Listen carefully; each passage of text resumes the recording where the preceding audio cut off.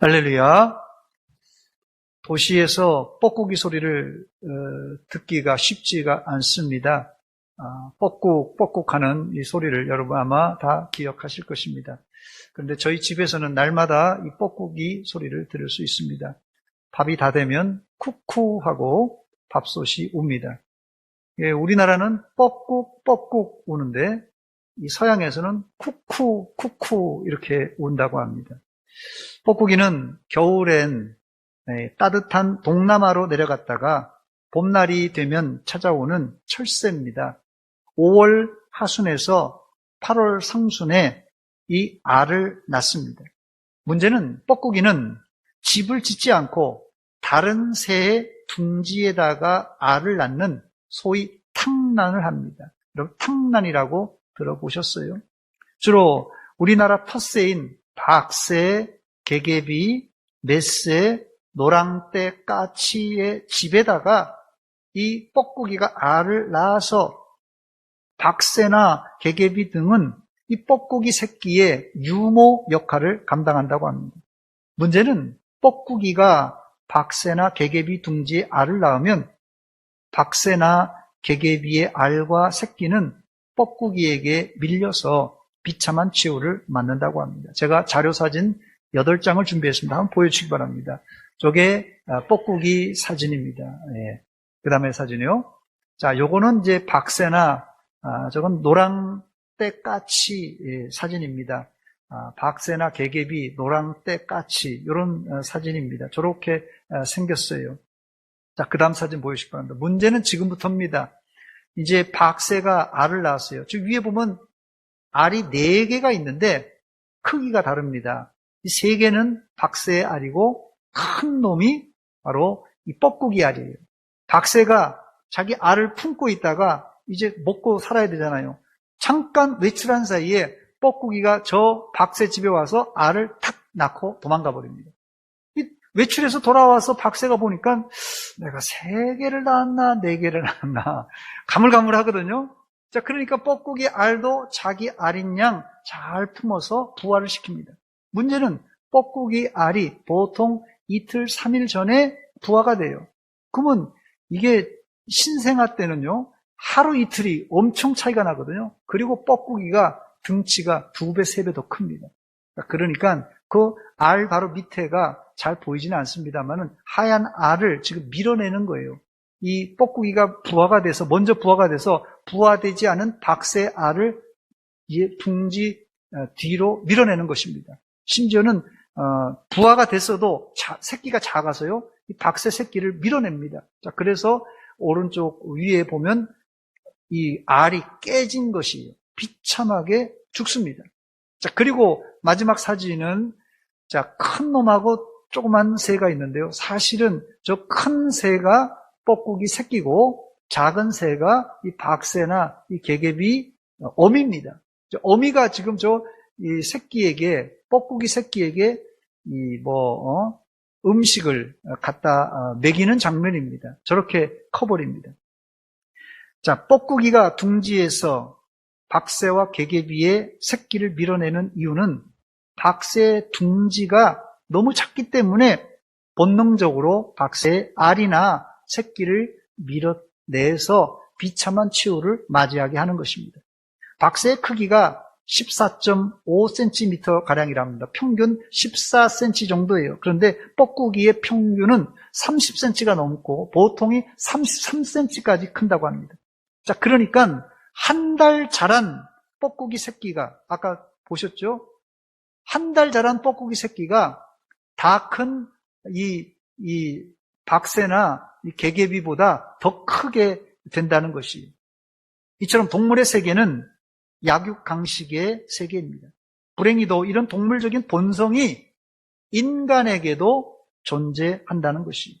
아담과 하와가 범죄한 이후에 인간은 나 외에 다른 존재는 내가 살기 위한 투쟁의 대상이 되었습니다. 오늘 본문에 아담과 하와의 큰아들 가인과 둘째 아들 아벨 사이에 바로 이 투쟁이 벌어집니다. 아마 여기도 큰아들 되신 분도 있고 둘째 아들 되신 분도 있고 또 딸들은 아들에게 또 이런 소외감을 느끼는 분도 있을 것이에요. 이런 현상을 심리학에서는 카인 컴플렉스라 이렇게 부릅니다. 이 카인 컴플렉스가 무슨 말이냐면요, 부모의 사랑을 독차지하기 위한 형제들 간에, 자매들 간에, 좀 나쁜 말로는 적개심을 카인 컴플렉스라고 말합니다. 이런 사실은 예수님도 뒷받침해 주시는데요. 마태복음 10장 36절에 보니까 예수님께서도 사람의 원수가 멀리 있지 않고 사람의 원수가 어디 있다고요? 자기 집안 식구라고 말씀했어요. 그렇습니다. 인간의 싸움의 출발점은 먼 데서 시작하지 않고 거의 다가 가족 안에 식구들로부터 시작합니다. 우리나라 사람들이 아프가니스탄에 탈레반하고 싸우지 않지 않습니까? 작은 땅덩어리지만 이쪽은 호남이다, 저쪽은 영남이다, 충청도다, 경기도다, 또 남한이다, 북한이다, 이렇게 서로 으르렁 싸우고 있습니다. 혹시 여러분 가정 안에는, 여러분의 형제와 여러분의 자매 안에는 이런 투쟁이 없습니까? 혹시 없다면 좋아하지 마시기 바랍니다. 어느 가정이든 문제의 불씨는 있지만 표면으로 단지 드러나지 않은 것뿐입니다. 또 불씨가 있어도 싸우지 않는 이유가 있는데 그 이유는 누군가 집안에서 희생하고 십자가를 지는 사람이 있기 때문에 조용한 것입니다. 내일 모레 추석을 맞이해서 우리 가정은 어떤가 한번 체크해 보시고 더 나아가서 어떻게 하면 우리 가정은 행복한 가정이 될 수 있을까 살펴보는 시간이 되시기 바랍니다. 첫 번째, 하나님은 범죄한 아담과 하와 가정에 자녀를 주십니다. 본문 1절에 큰아들 가인이 태어나고 2절엔 아벨이 태어납니다. 하와는 큰아들 가인을 임신하고 출산하면서 이런 고백을 합니다. 내가 여호와로 말미암아 등남하였다. 죄 지은 이후 하와가 첫 마디이자 마지막 마디 뭐냐면요, 내가 여호와로 말미암아 아들을 낳았다는 고백입니다. 하와가 범죄한 이후에 에덴 동산에서 쫓겨났지만 정신을 차리고 자신의 태문은 하나님께서 열어주셨다고 확신하면서 아들을 낳고 하나님께 영광 돌리고 있습니다. 그렇습니다. 아담과 하와를 포함한 어떤 사람도 스스로 이 땅에 태어난 사람은 아무도 없습니다.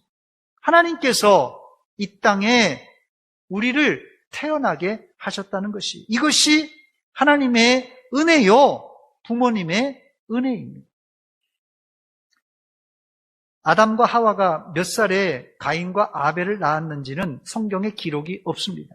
대신에 셋째 아들 셋은 아담이 130살에 낳았다고 창세기 5장 3절에 기록하고 있습니다. 아담은 130세에 자기의 모양, 곧 자기의 형상과 같은 아들을 낳아 이름을 셋이라 하였다고 말합니다. 그러니까 아담이 130살 전에 가인과 아벨을 낳았다는 계산입니다. 아담은 셋을 낳은 이후에도 800년간을 지내며 자녀를 낳았다는 기록을 남기고 있습니다. 즉 아담은 930살을 살면서 내내 자녀를 출산합니다. 당시 아담이 자녀를 많이 낳은 것은 하나님께서 생육하고 번성하라 이 명령에 충실하게 순종하며 살았다는 증거입니다. 두 번째, 문제는 첫째와 둘째 아들의 출생은 형제 간의 싸움의 불씨가 되었습니다. 혼자 독자면 그런 일이 별로 없지만 형제가 생기면 또 자매가 생기면 이런 싸움이 자동적으로 있을 수 있다는 것입니다. 아담과 하와가 범죄하고 에덴 동산에서 쫓겨난 후 어떻겠어요? 마음이 행복한 동산, 에덴 동산에 살다가 범죄하고 쫓겨났어요. 아마 하와의 마음이 우울증이 상당히 심했을 것입니다. 그런데 하나님께서 이들 부부에게 은혜를 주시고 태문을 열어주셔서 아들을 낳았으니 얼마나 기분이 좋았겠습니까? 아들들은 장성하여 큰아들 가인은 농부가 되었고 둘째 아들은 양치는 목동이 되었습니다. 이 당시는 가인이 아무 땅이나 가서 자신이 경작하면 자신이 소유가 되었고 그 소출은 자기 것이 되었을 때입니다. 또 아벨도 여러 짐승들 중에 제일 온순한 양떼들을 모아서 양떼를 쳤습니다. 두 사람이 농사 짓는데 또 양을 골라서 양떼를 치는데 전혀 문제가 없었을 것이에요. 누가 뭐라고 그랬겠어요? 문제는 농사를 짓고 수확한 후 아담의 두 아들들은 하나님께 제사를 드립니다. 가인은 자신의 소출을 하나님께 제사를 드렸고 아벨도 자신이 치던 양의 첫 새끼와 기름으로 하나님께 제사를 드렸습니다.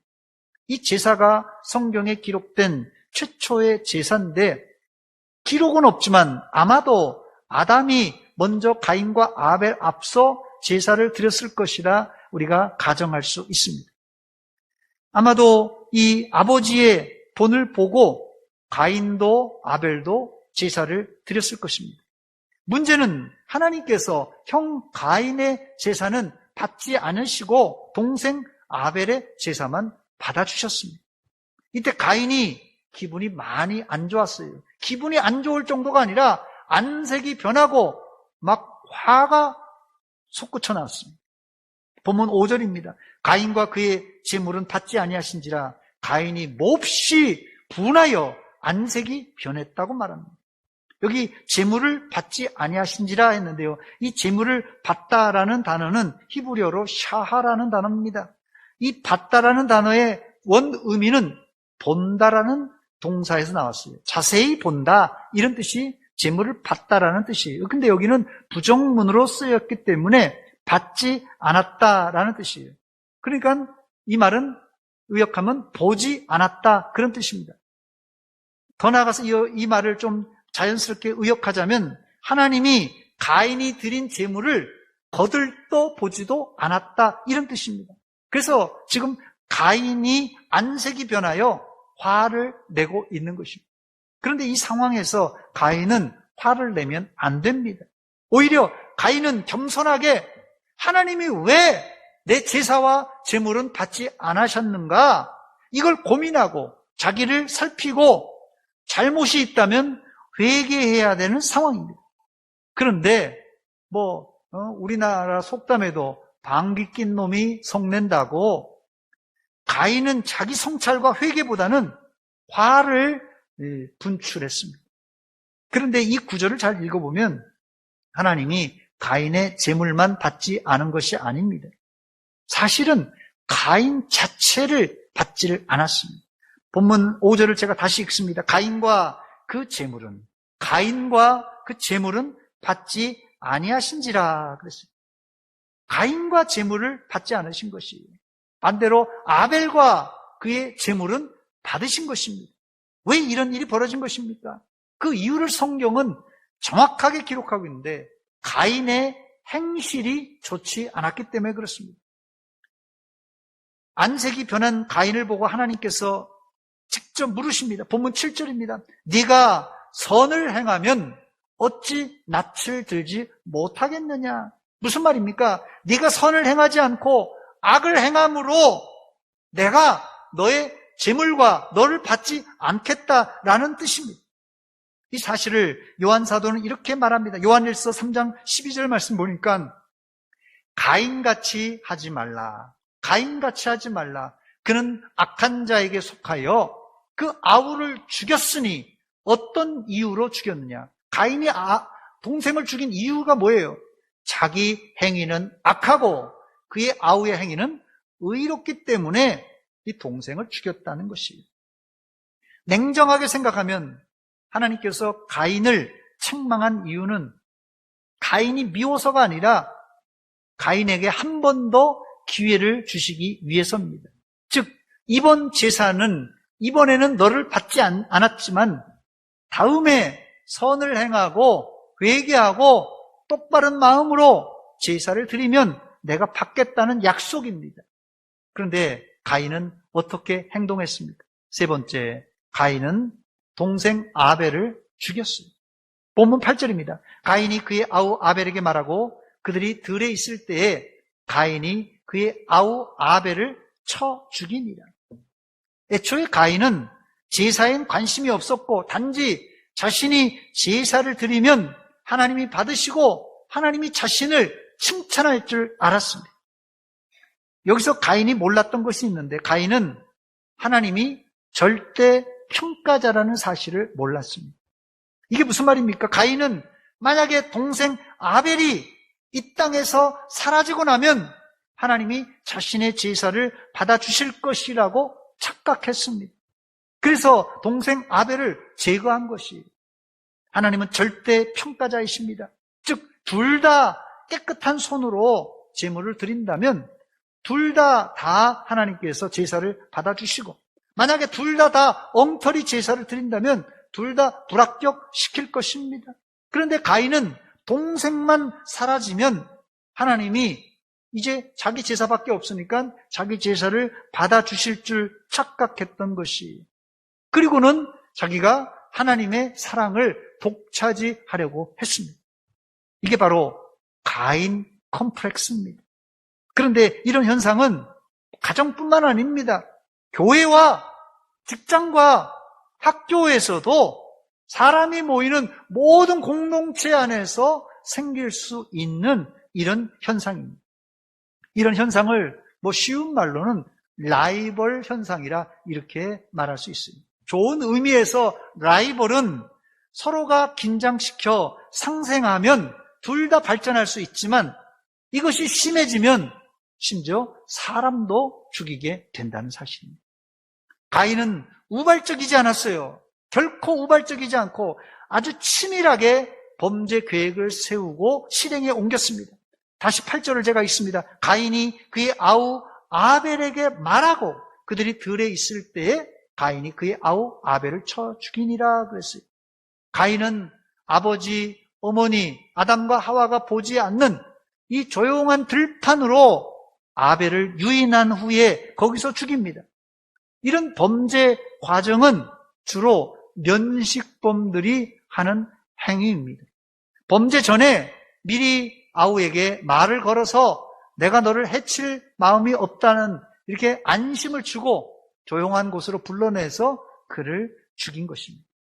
네 번째, 아우를 죽인 가인을 하나님은 다시 찾아와 주셨습니다. 아우를 죽인 이 살인자 아벨을 하나님께서 찾아와 주셨어요. 이것이 바로 기독교의 하나님 사랑입니다. 하나님은 거룩하시고 흠이 없기 때문에 완벽하신 신이셔요. 그런데 하나님은 동생을 죽인 살인자를 다시 찾아와 주십니다. 이것이 기독교 복음의 진수입니다. 타 종교는 죄 지은 인간이 신을 찾아가느라고 고생하다가 결국 신도 만나지 못하고 몸도 마음도 물질도 다 소진되고 마는데 기독교는 하나님이 죄 지은 가인을 찾아와 주시고 말을 붙여주는 종교입니다. 본문 9절입니다. 여호와께서 가인에게 이르시되 내 아우 아벨이 어디 있느냐. 가인의 간이 철렁 내려앉는 질문입니다. 완전 범죄인 줄 알았는데 하나님이 지금 자기 동생을 찾고 있는 것이에요. 그러면 이때라도 가인은 하나님께 이실직고 했어야 됩니다. 그러나 가인은 끝까지 시침이 떼고 모른다고 이제 잡아댔어요. 9절 하반절입니다. 그가 이르되 내가 알지 못하나이다. 내가 내 아우를 지키는 자니까 오히려 대들었어요. 아주 뻔뻔하게 하나님께 모른다고 지금 대답하고 있습니다. 여러분 이게 얼마나 어리석은 대답입니까? 마치 자기 손바닥으로 태양을 가리는 행동입니다. 하나님은 다 알고 묻는 건데 모른다고 시치미를 떼고 있으니 하나님이 가인 보기에 얼마나 한심했겠어요. 하나님이 화가 나서 너 지금 거짓말하잖아. 누구 앞에서 거짓말하는 거야. 당장 너 지옥으로 들어가. 이렇게 말씀할 수도 있는 상황입니다. 그러나 하나님은 꾹 참으시고는 이렇게 말씀하십니다. 본문 10절입니다. 이르시되 내가 무엇을 하였느냐. 내 아우의 핏소리가 땅에서부터 내게 호소하느니라. 이 말은 내 아우의 살인자가 바로 너다, 이런 말을 우회적으로 표현하는 말입니다. 그러면서 저주를 선포하십니다. 본문 11절과 12절입니다. 땅이 그 입을 벌려 내 손으로부터 내 아우의 피를 받았은즉 네가 땅에서 저주를 받으리니 네가 밭을 갈아도 땅이 다시는 그 효력을 내게 주지 아니할 것이요 너는 땅에서 피하며 유리하는 자가 될 것이다 말하십니다. 아담이 죄를 짓고 하나님께서 내리신 저주와 비슷하지만 본질적인 차이가 있습니다. 창세기 3장 17절에 보면 하나님이 아담에게 평생 땀을 흘려 수고하여야 땅의 소산을 먹을 것이라고 말씀하셨어요. 아담에게 이르시되 네가 내 아내의 말을 듣고 내가 내게 먹지 말라 한 나무의 열매를 먹었은즉 땅은 너로 말미암아 저주를 받고. 누가 저주를 받습니까? 땅이 너로 말미암아 저주받는 거예요. 아담이 받는 게 아닙니다, 저주를. 근데 여기는 가인이 저주를 받았어요. 땅이 너로 말미암아 저주를 받고 너는 내 평생에 수고하여야 그 소산을 먹을 것이다. 아담에게는 땅이 저주를 받아서 네가 수고를 열심히 해야지 겨우 먹고 살 것이다, 이렇게 얘기한 것입니다. 그리고 나서 창세기 3장 19절에 네가 흙으로 돌아갈 때까지 얼굴에 땀을 흘려야 먹을 것을 먹으리라, 이렇게 말합니다. 그런데 가인에게는 네가 이제 땅을 갈아 먹어도 네가 경작해도 땅이 효력을 내게 주지 않아서 이제 너는 농사를 못한다, 이런 말이에요. 이게 땅을 저주한 것이, 아니 가인을 저주한 것입니다. 그래서 유리한 자가 될 것이라고 말했습니다. 아담의 저주보다 한 단계 더 엄한 형벌입니다. 이때도 가인은 자신의 잘못을 실토하고 회개하기는커녕 자신의 형벌이 너무 무거워서 질 수 없다고 오직 자신만 생각합니다. 본문 13절입니다. 가인이 여호와께 아뢰되 내 죄벌이 지기가 너무 무거우니이다. 그러면서 가인은 하나님께 자신을 만나는 자마다 자신을 죽일 것을 염려하고 있습니다. 바로 전에 가인은 뭐 했어요? 자기 동생을 쳐 죽인 놈입니다. 그런데 자기가 유리하고 방황할 때 사람들이 자기를 죽일 것을 염려하고 있습니다. 이거 너무 이기적인 생각 아닙니까? 아우의 생명을 파리 목숨처럼 죽이고 나서 자기 목숨은 누가 해칠까 봐 염려하고 있어요, 지금. 이게 바로 인간입니다, 여러분. 죄를 지으면 우리 안에는 이런 현상이 나타나는데 바로 이런 두려움이에요, 두려움. 죄 지은 인간에게 제일 무서운 것은 호랑이나 사자가 아니라 사람이에요, 사람. 혹시 사람이 나를 해칠까? 범죄자들은 내가 사람을 죽였기 때문에 그 사람도 나를 죽이지 않을까? 나에게 해코지 하지 않을까? 이런 마음을 가진 것입니다. 그런데 감사한 것은 하나님은 살인자의 간구도 들어주십니다. 놀랍지 않으세요? 살인자의 간구도 들어주십니다. 하나님은 심지어 살인자의 영혼도 불쌍히 여기셔요. 이게 복음입니다.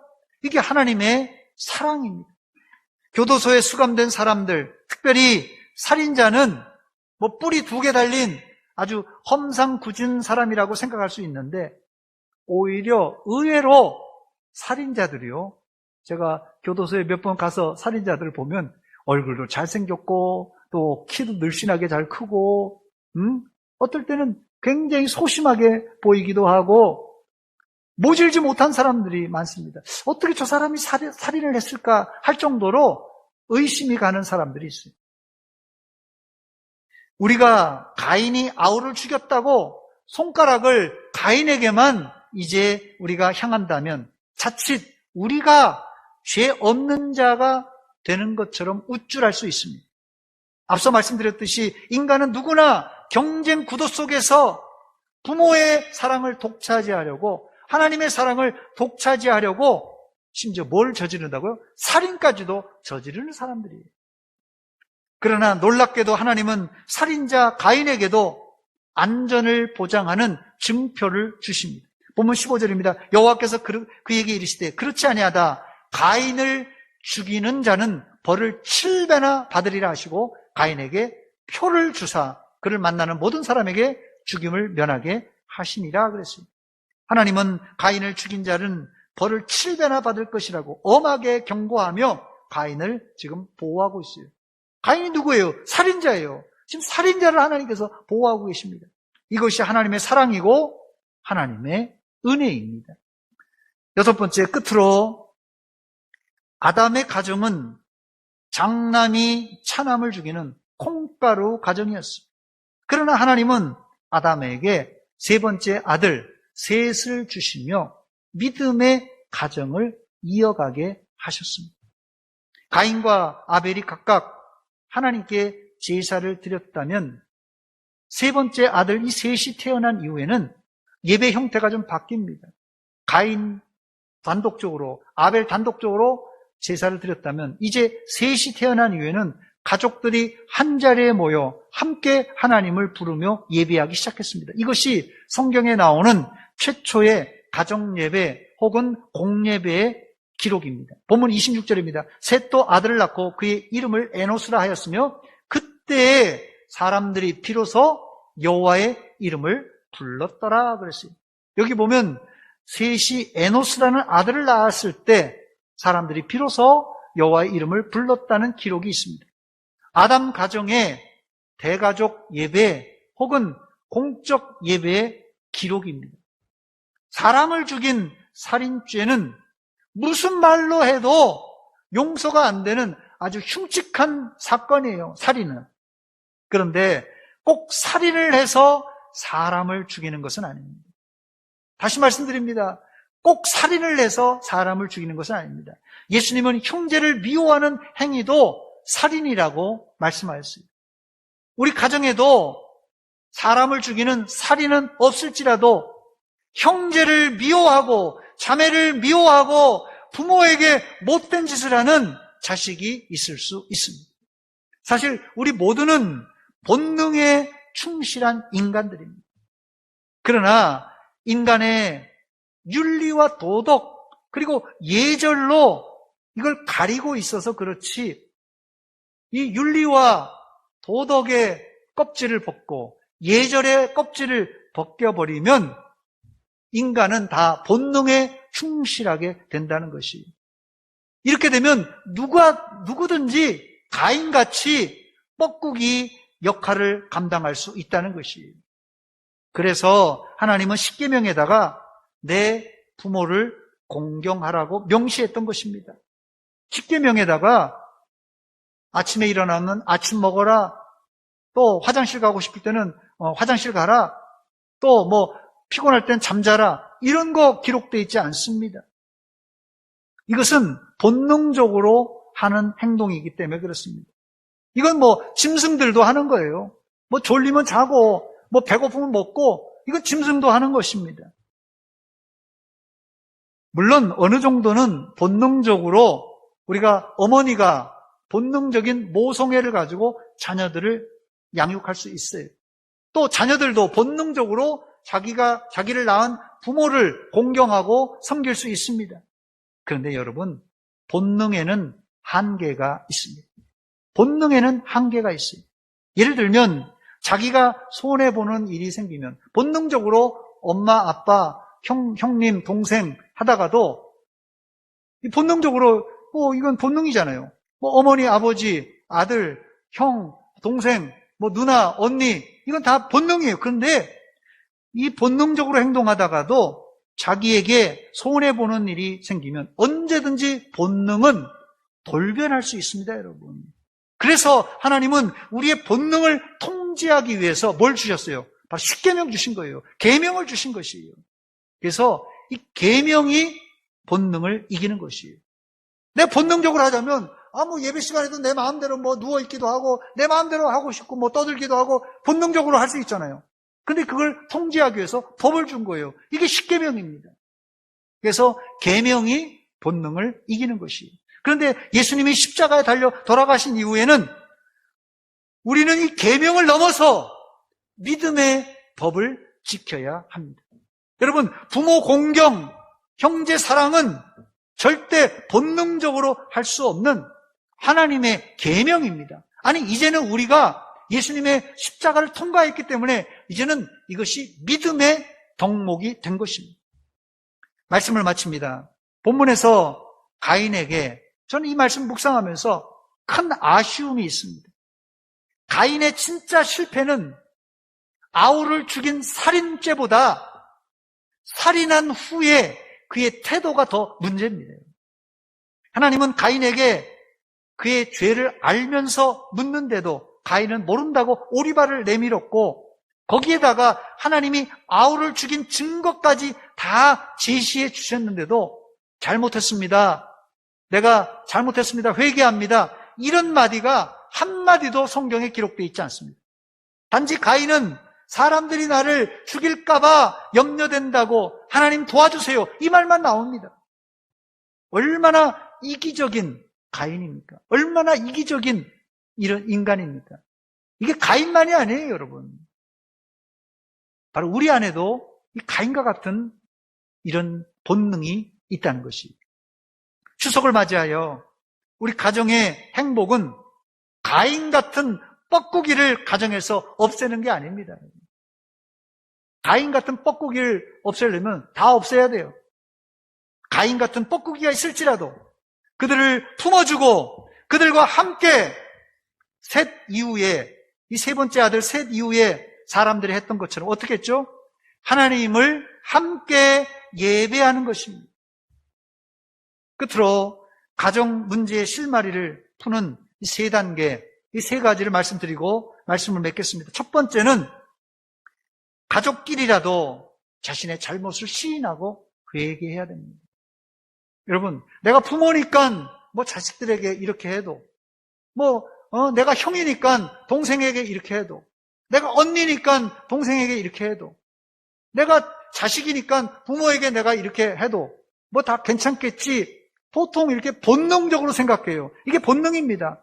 그냥 우리 가족이니까, 식구니까 괜찮겠지. 아닙니다, 여러분.